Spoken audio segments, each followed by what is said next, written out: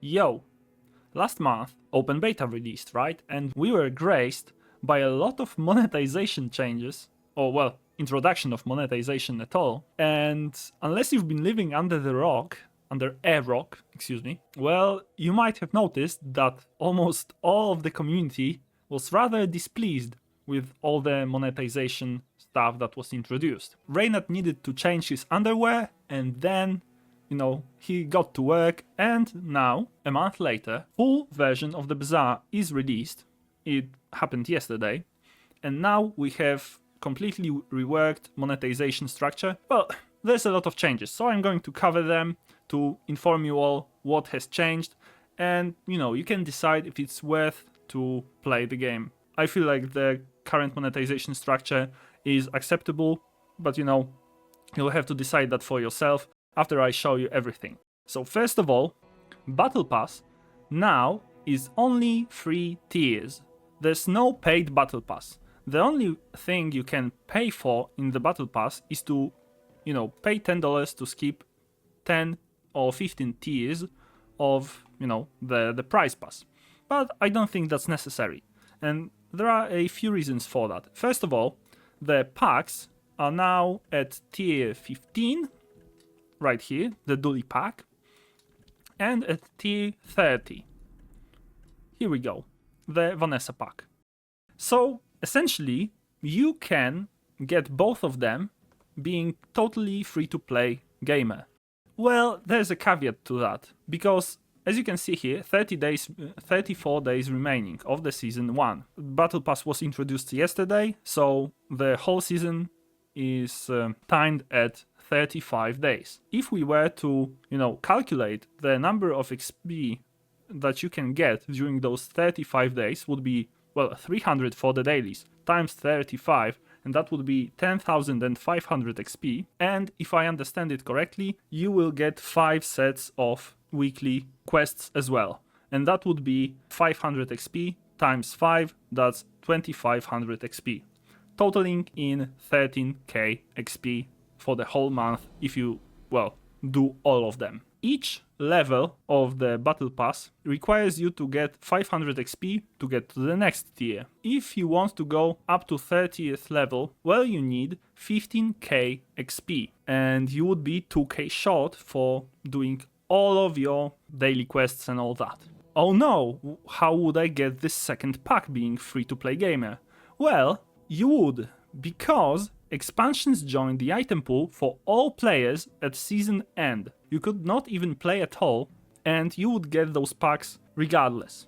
So I think this is the biggest change that was introduced in the game. So no more pay to win, apparently. Well, besides heroes, but I think we all agree that this part of, pay to win is acceptable. But as you can see, 30 levels and the pass keeps going.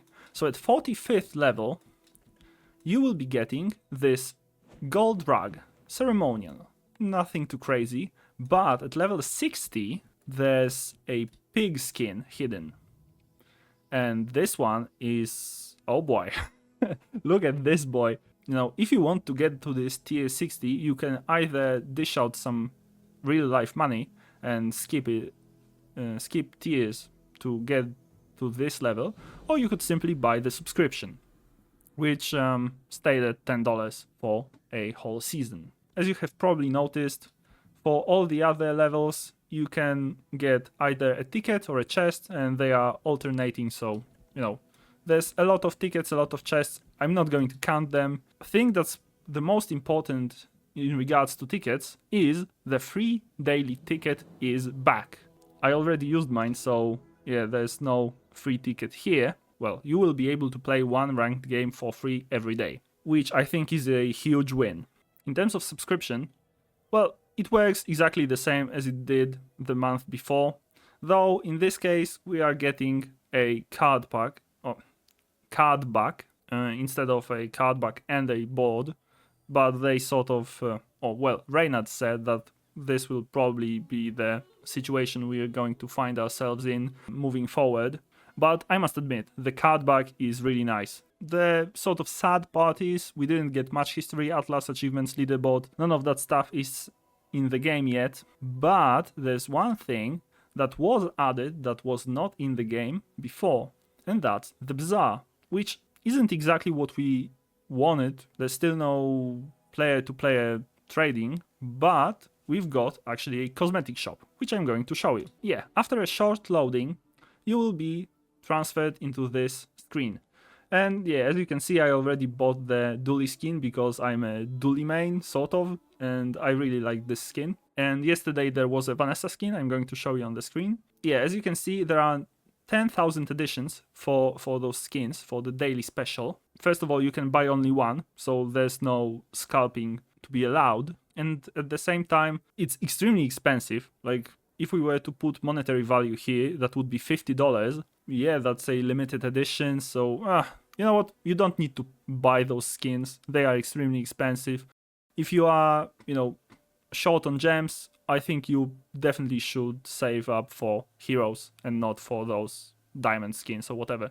But as you can see, there's also a weekly special, which isn't available yet, but that will be the Beast of Burden Pygmalion, and that is going to be straight up $25. If you have $25, you can have your Beast of Burden Pygmalion, which, to be fair, is like half the price of Dooley here, or whatever else skin you might have here. You cannot, earn it, in the sense of you cannot earn in-game currency to buy it. Oh, that's intriguing. Players' daily specials are picked randomly from all daily collectibles left in stock. Daily specials leave the store once sold out. And here, available for purchase for 1 week only. Afterwards, these collectibles will not be in the store again. Okay, so weekly specials are actually exclusive to that particular week. And after they leave the store, they won't ever return. So I assume those will be much higher priced than those after the player-to-player trading is introduced. However, this implies that if a particular cosmetic, for example this Dooley, is not sold out today, it might come back another time until it is actually sold out, until all the editions are let. Okay, let's look into the new hero and the card packs that they introduced. Mac and all the other heroes are now priced at 3,000 gems, and the discount that is offered only covers first two heroes. So first would be 80% and the second is 40%, if I remember correctly. I'm going to put those on the screen. I'm not 100% sure if the pricing after the discount changes, because like right now your first hero after the price change will most likely cost you 600 instead of 500, and the second will be 1200. And on one hand that's sort of sad, but at the same time, like, the fact that we are getting card packs for free is a good trade-off, I think. As you can see, you can actually buy card packs regardless of your prize pass completion. So you can dish out 3,000 gems and you can play with all the new cards immediately. Another cool thing is the packs are no longer toggleable.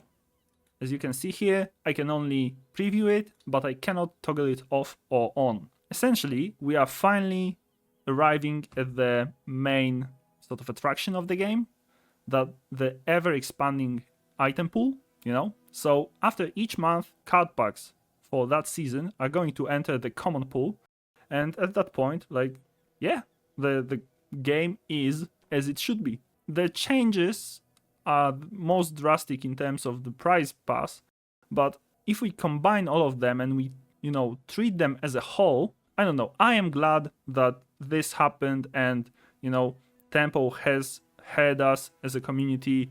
They considered our feedback and, arrived at some sort of conclusion. I think the game is alright in terms of monetization, because in terms of gameplay it was always very good.